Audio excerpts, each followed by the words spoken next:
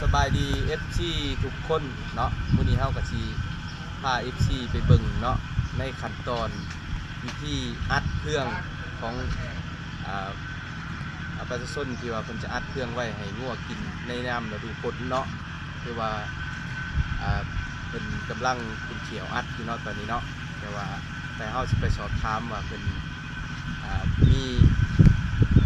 กี่ไรมูลค่า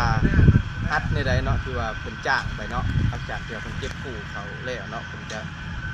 เก็บกู้เครื่องต่ออีกเนาะเพราะว่าให้เก็บไว้ได้นานที่สุดเนาะที่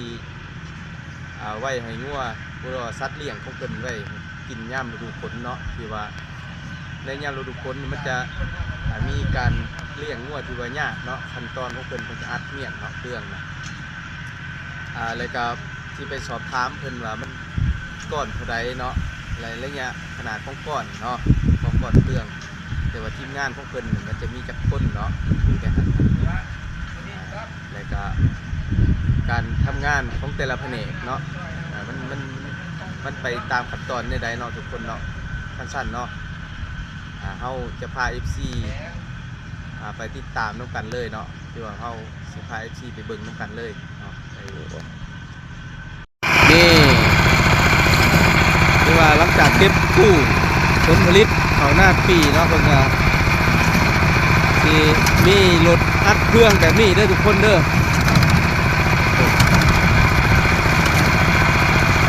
หรือว่าเฮ็ดเรียกงานเป็นทีมเนาะ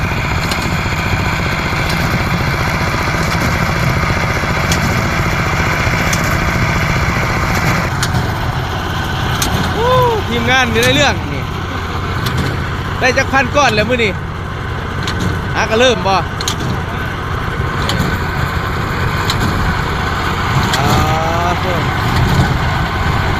ก้อนเท่าไหร่ก้อน20 บาทยาวเนาะของเจ้าเนาะเป็นก้อนยาวคากะลี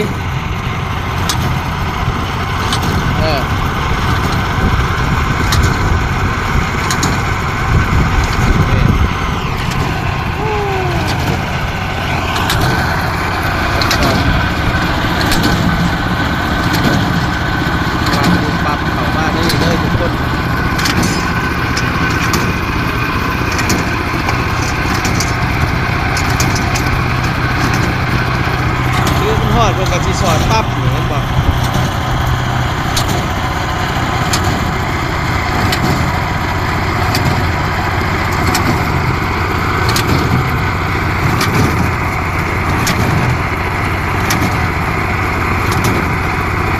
กองนั่นกระเมนบอก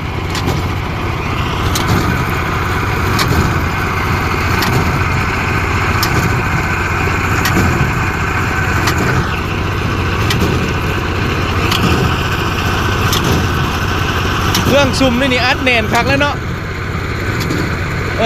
แน่นคักอะไร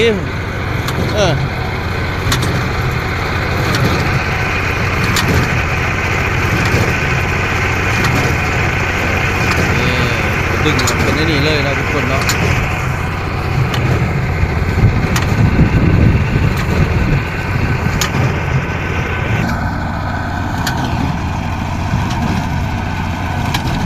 เอาเอิ้นใส่เอิ้นหาเพิ่นได้เด้อ FC ทุกคนเนาะติดต่อพ่อพันธุ์เพิ่นได้ใครอยากอัดเพื่องเขตบ้านรัตนะหรือว่าในของเขตตัวเมืองสงขลาเนาะที่ว่าทีมงานใหญ่ๆเพิ่นนี่โอ้เพิ่นอัดได้ไอ้แล้วเขาแล้วน้ำเนาะอยากอัดแม่นติดต่อพ่อพันธุ์เพิ่น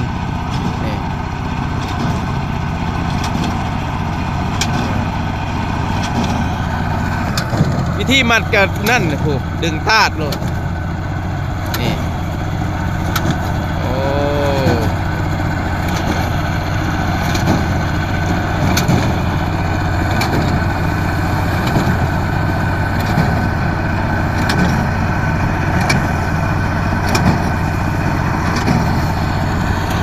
ก็จะถอยออกมาเนาะ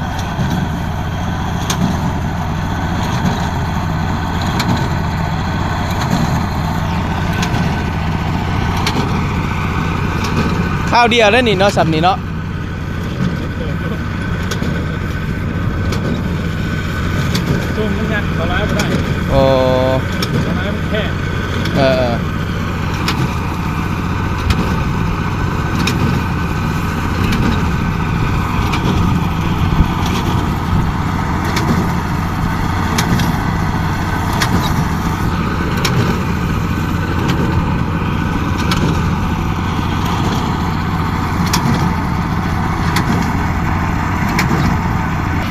ตัวก้อนยาวใหญ่เนาะแน่นทุกคนเนาะภาคลี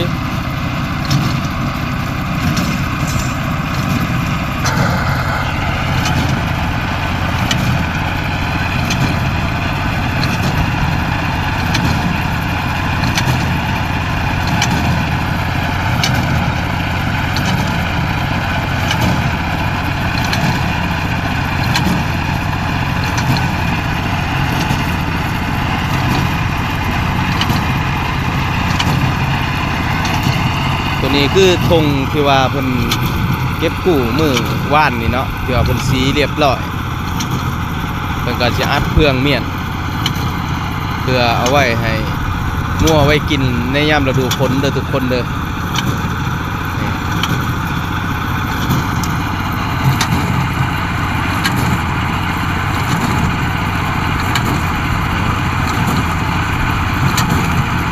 แน่นคักอะลี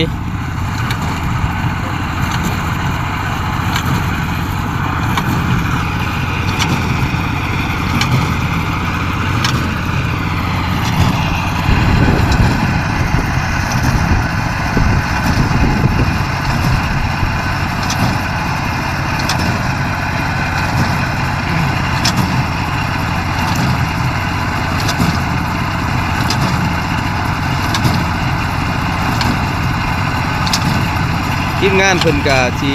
ใช้แรงงานบ่หลายเนาะแต่ว่า4-5 คนเนาะหรือว่า 2-3 คนก็ได้เนาะที่อัดเพื่องเอาบ๊ายบาย FC ครับชมคลิปต่อไปฝากกดไลค์กดแชร์หน่อยเด้อ FC เพื่อเป็นกำลังใจในการคลิปต่อไปบ๊ายบายขอบใจ